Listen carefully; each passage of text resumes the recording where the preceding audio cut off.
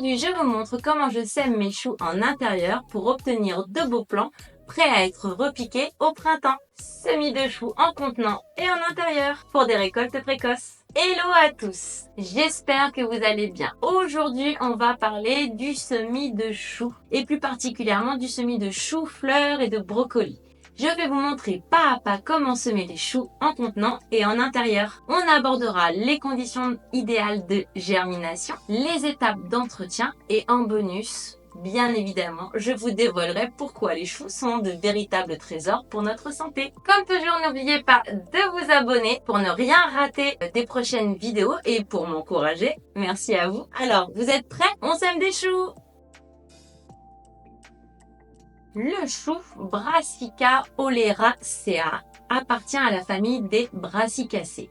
C'est une plante biannuelle cultivée comme une annuelle qui va se décliner en de nombreuses variétés. Chou vert, chou rouge, chou-fleur, brocoli et bien d'autres. Originaire d'Europe, le chou est une culture incontournable des climats frais et tempérés. Le chou aime les sols riches, bien drainés et légèrement calcaires. Il apprécie le plein soleil. Le semis en intérieur est une excellente option pour prendre de l'avance sur la saison et ainsi protéger les jeunes plants des prédateurs comme par exemple mes chères limaces. Le matériel nécessaire. Pour semer les choux en intérieur, voici ce dont on va avoir besoin. Alors bien évidemment, il nous faut des graines qui sont adaptées à la saison. Vous avez le chou cabu, le chou de Milan, le chou rouge, le brocoli et le chou-fleur. On va avoir besoin de godets, donc de contenants. Moi, je vais les mettre en fait dans une petite caissette. Vous pouvez prendre les contenants de votre choix. On aura bien évidemment besoin d'un terreau spécial semis ou d'un terreau universel, un petit pulvérisateur ou quelque chose pour arroser. L'idéal, c'est de pouvoir placer les plateaux dans une mini-serre, comme ça on arrose par en dessous et on pourra effectivement mettre une cloche. On a besoin d'étiquettes pour pouvoir identifier et parce qu'on va semer différentes variétés, donc il va falloir qu'on puisse les identifier. Donc voilà, maintenant on va pouvoir passer à l'action. Le semis de choux pas à pas. Alors comme d'habitude, on commence par remplir les godets aux 3/4 avec le terreau à semis ou le terreau universel. On retire les gros morceaux au passage. Donc une fois qu'on a rempli, on vient tasser. Si on en a mis un petit peu trop, on met dans les autres. On évitera donc les poches d'air, c'est parfait. Hop. Là il en manque un petit peu, j'en rajoute. Voilà, on a rempli les contenants. Et maintenant, on va venir mettre des graines en fait et on va venir déposer dans chaque contenant 1, 2 ou 3 graines suivant l'espace de votre contenant puisque de toute manière, il y aura une étape en fait de rempotage, de repiquage arrivé à un certain stade. Mais on n'en met pas trop non plus parce que sinon les graines pourraient se faire concurrence et ne pas se développer correctement. Donc là, on est sur du brocoli de Cambrai. Alors normalement, ça se sème en pleine terre à partir de mars. Là, on est en intérieur, donc pas de souci.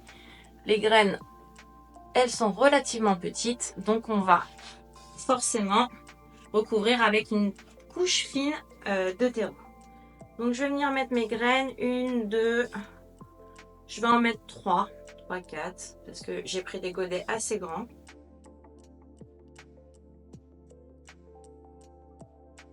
Donc, on a mis les graines, je ne sais pas si vous allez les voir parce qu'elles sont tellement petites. Donc voilà. Maintenant, à votre avis, quelle est la prochaine étape? On va venir en fait recouvrir de notre terreau extrêmement fin. Donc comme la graine est petite, on va la recouvrir, on va dire à peu près d'un demi-centimètre. Et après, on reviendra tasser légèrement et on finira par arroser. On tasse, parfait. Alors, je vous montre de plus près. Vous voyez, ça donne ça. Et si vous regardez bien, il reste quand même, on va dire, un demi-centimètre du rebord.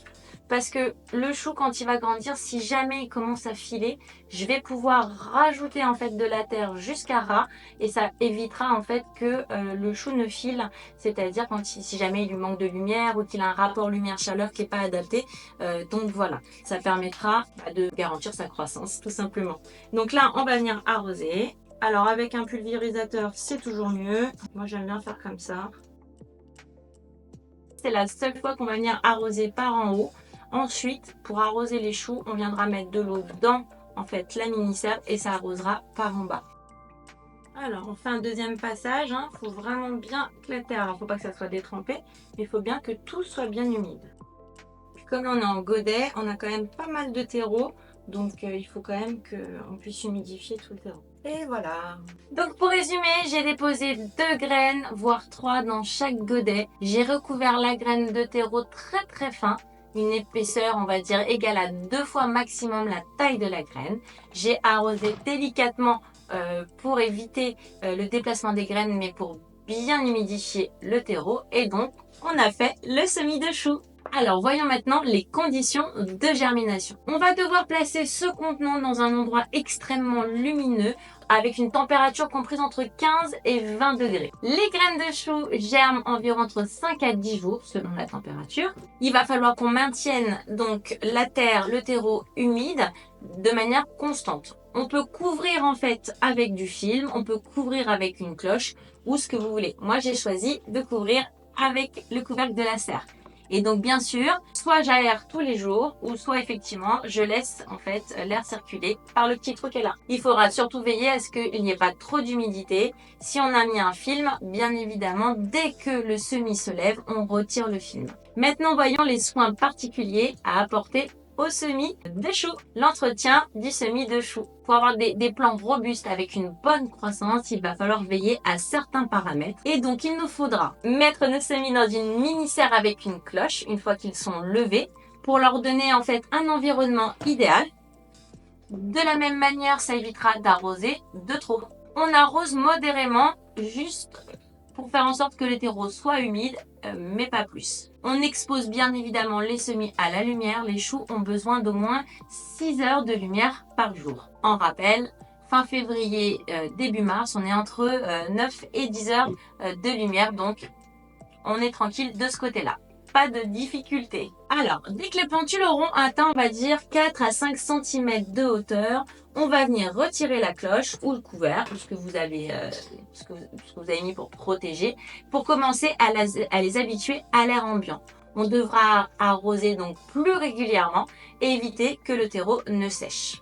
Bien sûr, on ne détrempera pas le substrat, sinon on risque d'avoir une fonte des semis. On va donc pouvoir fertiliser nos bébés choux légèrement avec un purin d'ortie qui sera dilué à 5% environ toutes les 2 semaines.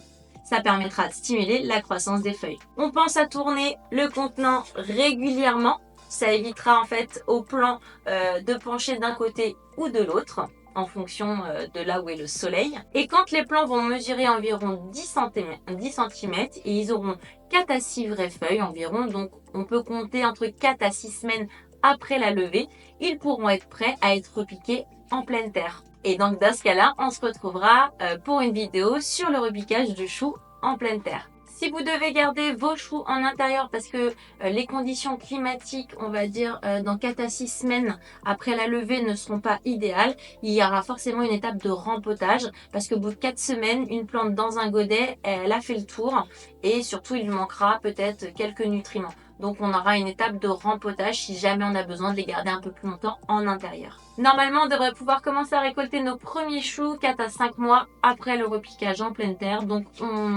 grosso modo, fin de l'été, début de l'automne. En ce moment, par exemple, j'ai des choux au potager qui sont à récolter, on va dire, entre mars et juillet.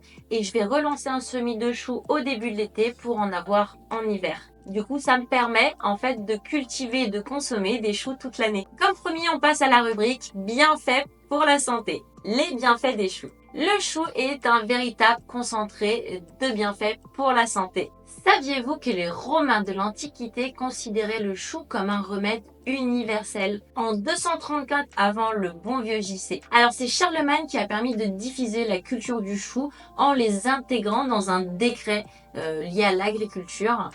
Et c'est Catherine de Médicis qui aurait permis l'intégration du chou-fleur en France après les avoir ramenés d'Italie. On pense au capitaine James Cook, explorateur marin dans les années 1700, qui a imposé la consommation de choux fermentés à ses marins pour leur éviter le scorbut. Et Napoléon Bonaparte, lui aussi, avait également obligé ses soldats à manger du chou cru tous les jours, c'était la base de leur alimentation. Au travers de l'histoire, on voit quelle place le chou a eu dans notre alimentation. Le chou est un véritable concentré de bienfaits pour la santé. Il est riche en antioxydants et sa vitamine C va renforcer le système immunitaire et protéger les cellules du vieillissement. Pour 100 g de chou cru, on va combler 86% des besoins journaliers en vitamine C. Et une fois cuit, 15%. Donc quand on a un petit coup de mou, une petite entrée de chou à la vinaigrette et ça repart. Le chou est aussi également source de fibres, il va favoriser une bonne digestion et va prévenir la constipation. Les fibres vont capturer les mauvaises graisses et les excès des sucres. Par contre, je vous vois rêver. Si vous mangez un bol de chou râpé, ça ne va pas effacer la raclette que vous avez mangée ou la grosse part de gâteau que vous avez prise alors que vous n'aviez plus faim. Ça va juste effectivement atténuer son impact. Alors les fibres, elles vont aussi permettre de nourrir les bonnes bactéries de notre intestin, notre microbiote, de manière à ce qu'il soit le plus équilibré possible.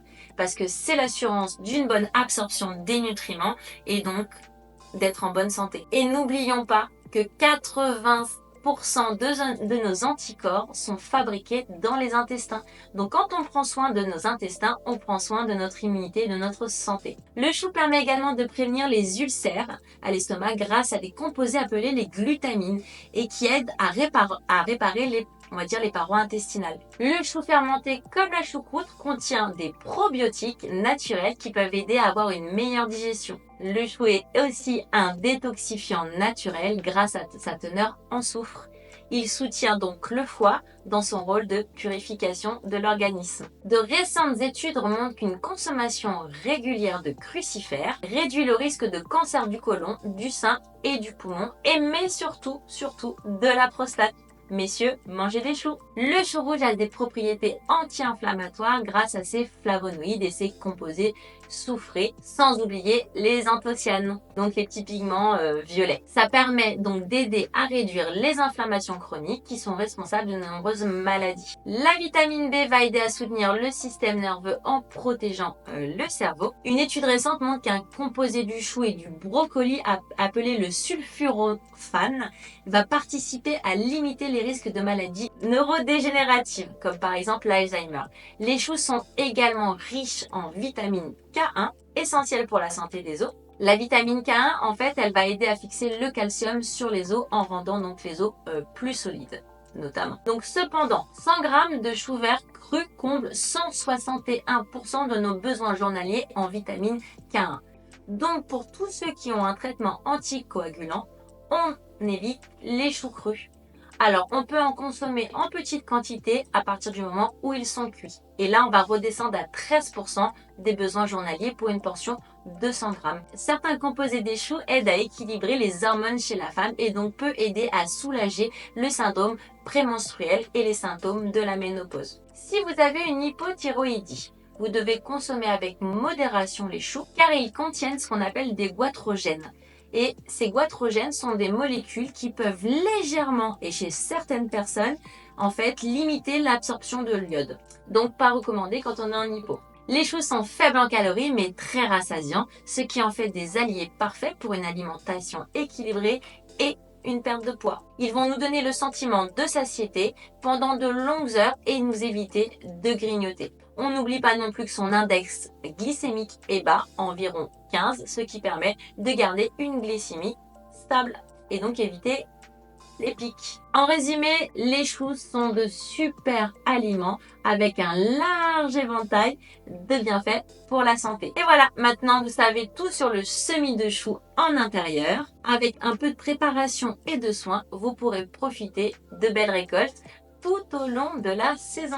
Dites-moi en commentaire si vous aussi vous cultivez des choux et quelles sont vos variétés préférées. J'espère que cette vidéo vous a plu. N'hésitez pas à liker, à partager, à vous abonner, mais surtout laissez-moi un commentaire. En attendant la prochaine vidéo, prenez bien soin de vous, de votre jardin et bon semis. Et surtout, n'oubliez pas, faites de votre alimentation votre première médecine. Ciao, ciao!